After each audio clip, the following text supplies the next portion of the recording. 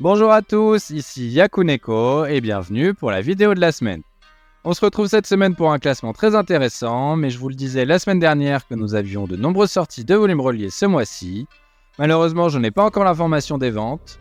La semaine prochaine sera également marquée par le début d'une vague de nouveautés et donc sûrement d'arrêt. On a donc cette semaine un classement assez classique avant la semaine prochaine qui sera bien chargé. Alors n'hésitez pas à vous abonner si vous ne voulez rien manquer. Et sur ce, je vous souhaite une très bonne vidéo.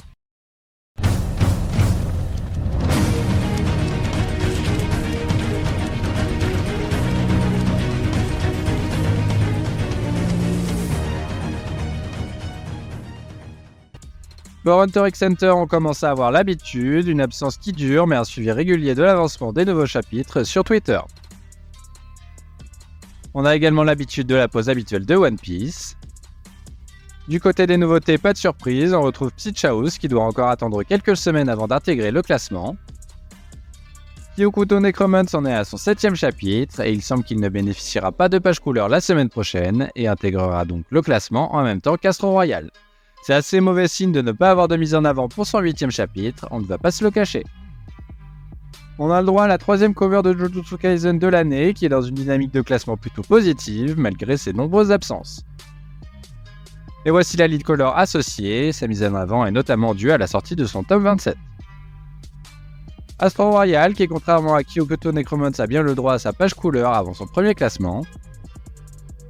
On a ensuite le droit comme régulièrement à une page couleur pour un one-shot, ici c'est Yusei Mono Sagashi qui est mis à l'honneur. Et pour compléter, Mien Roboko est également mis en avant, je n'arrive pas à avoir la rêve de celle-ci, si vous l'avez, dites-la moi en commentaire. Et on commence le classement de manière sportive avec Green Green Greens qui continue de sombrer, c'est sûrement un de ses derniers chapitres. Jiran Nemon a donc échangé sa place avec Green Green Green cette semaine, mais c'est clairement le même destin qui lui est réservé. Malheureusement, The Elusive Samurai complète le trio de fin cette semaine. Il a eu le droit à un nouveau trailer pour son animé dont la sortie est prévue pour le 6 juillet prochain, en espérant que son animé parvienne à faire remonter sa cote de popularité, avec pour le moment 8,83 de moyenne, c'est de loin sa pire année. Le manga est en plus très peu mis en avant, une seule fois depuis le début de l'année. Kagurabashi chute de nouveau et échappe de peu au trio de fin.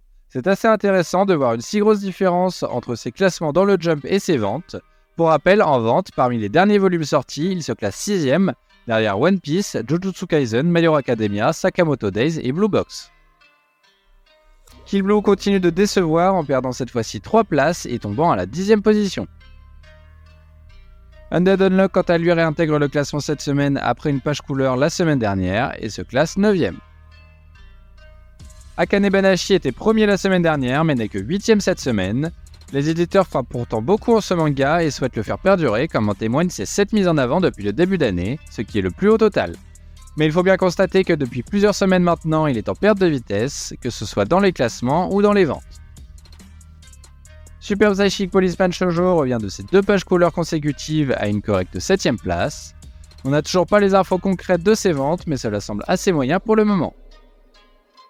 News Exorcist arrive enfin à sortir la tête de l'eau en s'offrant cette superbe remontée de 5 places. Witchwatch réalise également une belle performance en accrochant un top 5 cette semaine. My Hero Academia ne bouge pas de sa 4ème place cette semaine non plus. Blue Box conserve sa place sur la dernière marche du podium, tout comme Sakamoto Days, son animé pourra vraiment faire monter sa popularité à un autre niveau, j'ai vraiment hâte de suivre tout ça. Sakamoto Days justement réintègre le classement après sa couverture et l'annonce de son animé à la 2ème position. Et c'est Mission Yuzakura Family qui se retrouve tout en haut du classement cette semaine. Que ce soit légitime ou encore un choix éditorial, il faut tout de même noter que c'est déjà la 4ème fois cette année. A noter également que le manga ne devrait pas tarder à se terminer, il est donc essentiel pour le Jump de trouver des nouveautés convaincantes afin de remplacer les cadors, comme My Hero Academia, Jujutsu Kaisen et donc Mission Yuzakura Family dans une moindre mesure, qui ne vont pas tarder à se terminer. En tout cas, voilà qui conclut le numéro de la semaine. Merci encore d'avoir suivi la vidéo. On se retrouve pour la prochaine avec une nouveauté et les informations sur les ventes des tomes sortis ce mois-ci. Et sur ce, je vous dis à la semaine prochaine.